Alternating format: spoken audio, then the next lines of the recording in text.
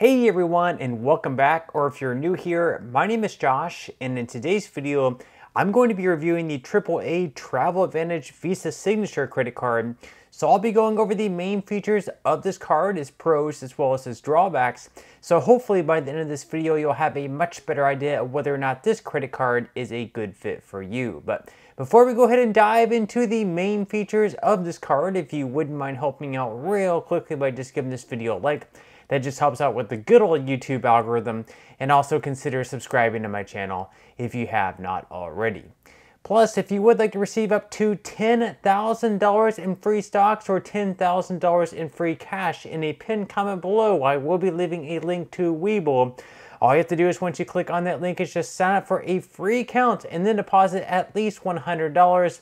At that point, Webull will be sending you a few free stocks worth all the way up to $10,000 or whatever other type of promotion they have going on at that point in time. Okay, so diving right into the main features of the AAA Travel Advantage Visa Signature credit card. First off, we're going to be talking about cash back and how you can earn it with this card. So you will be earning 5% cash back on gas and EV charging stations. Then you'll be earning 3% cash back on travel, restaurants, grocery stores, and AAA purchases.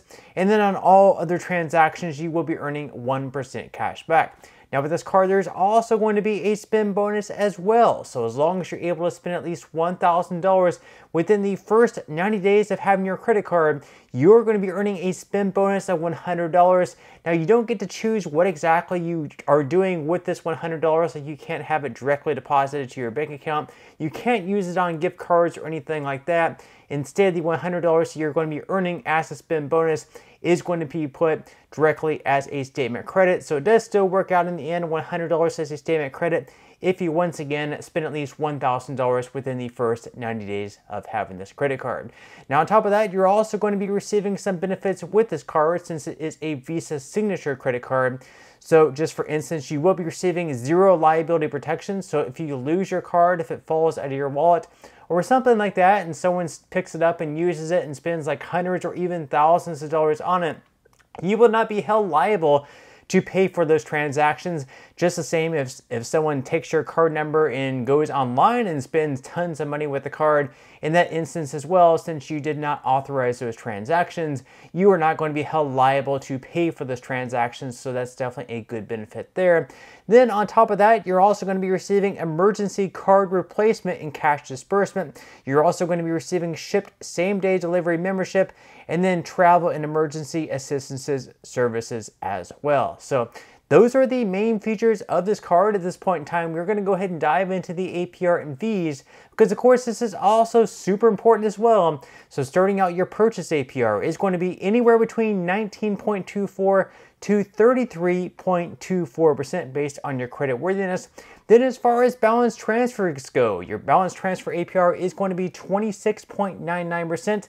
And of course, since that is going to be a pretty high interest rate for balance transfers, it really doesn't make that much sense to perform one with this card. Now, later down the line, you might receive some type of promotional offer like 0% if you perform like some type of balance transfer. But if you do so, there is of course going to be a fee. But right now, starting out, it's not really going to be all that worth it considering you're still going to have an interest rate on that balance of 26.99%. Then as far as cash advances go, on this channel, we usually recommend to stay far away from cash advances. This, of course, should not be considered financial advice, just my own personal reasons. Usually there's a very high interest rate on those, as there is with this card.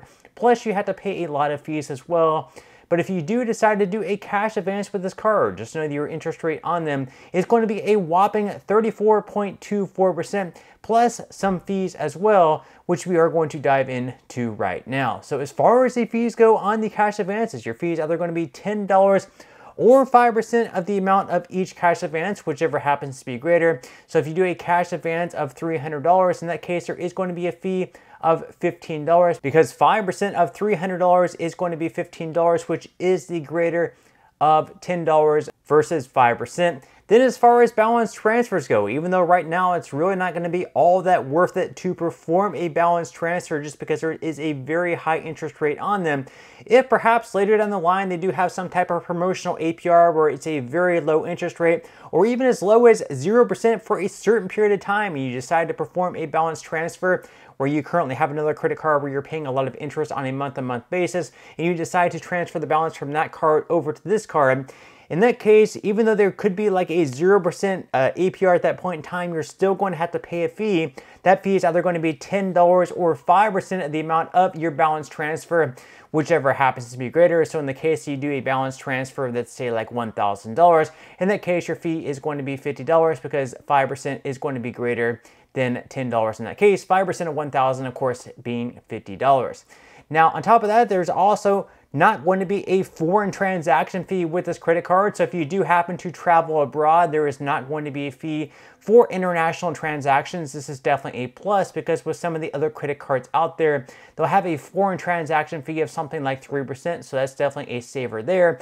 And then finally, with this card, there is not going to be an annual fee either. That's also a pretty good advantage because with other cards out there, you might have to pay an annual fee of, let's say, like $95 or something like that. And in that case, you'll have to sit around and consider every single year whether or not paying $95 for that card is worth it with the benefits that you're receiving back in return. But with this card, again, there is no annual fee, so it's a card that you can keep on a year-to-year basis, and then you don't have to evaluate whether or not you're getting enough benefits with this card to keep it on a year-to-year basis. So now that we went over the main features of this card as well as the APR and fees, at this point in time, we're going to go ahead and dive into what I would consider to be the biggest pros and drawbacks of this credit card. So we're going to start out with the good things. So the first good thing, of course, is the fact that they do have that spend bonus. Even though it's not a huge one, it's some type of spend bonus. That spend bonus, once again, is going to be $100. As long as you're able to spend at least $1,000 within the first 90 days, that's not going to be too hard for most people to achieve. That's right around $333 in spend per month.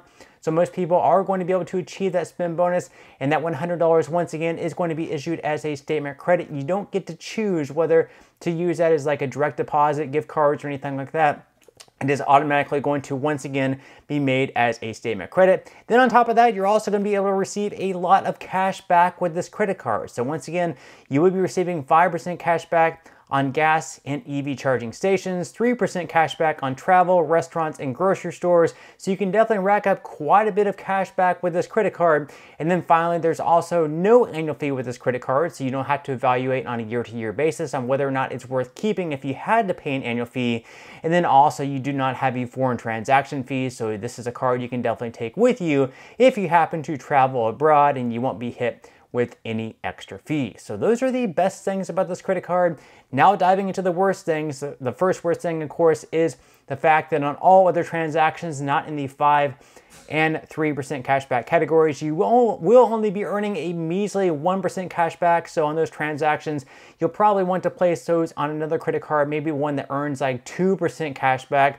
And then also, you don't have like an introductory APR on purchases and balance transfers. Starting out, your APR on both balance transfers and purchases is pretty high. So on balance transfers, they're probably not going to be worth performing starting out.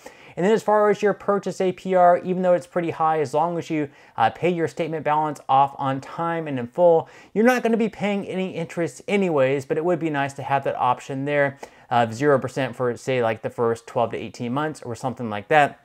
But just to sum things up, all in all, I would say this is a pretty solid credit card to have, even though I would like for the spend bonus to be a little bit higher than $100, maybe $200 like you see with some of the other credit cards out there. $100 is certainly better than nothing. And the fact that you are going to be earning 5% cash back on gas or EV charging stations, that's a lot of cash back to earn on gas, plus you're going to be earning 3% cash back on travel, restaurants, and grocery stores. So it's a pretty good combination credit card to have. I would say so myself, but at the end of the day, of course, it is going to be completely up to you on whether or not this credit card fits your financial lifestyle. But that's all we have for today's review. I certainly hope you enjoyed and found value out of it. If you did, again, I would greatly appreciate if you could give this video a like. Consider subscribing to my channel if you have not already, and I will see you in the next video.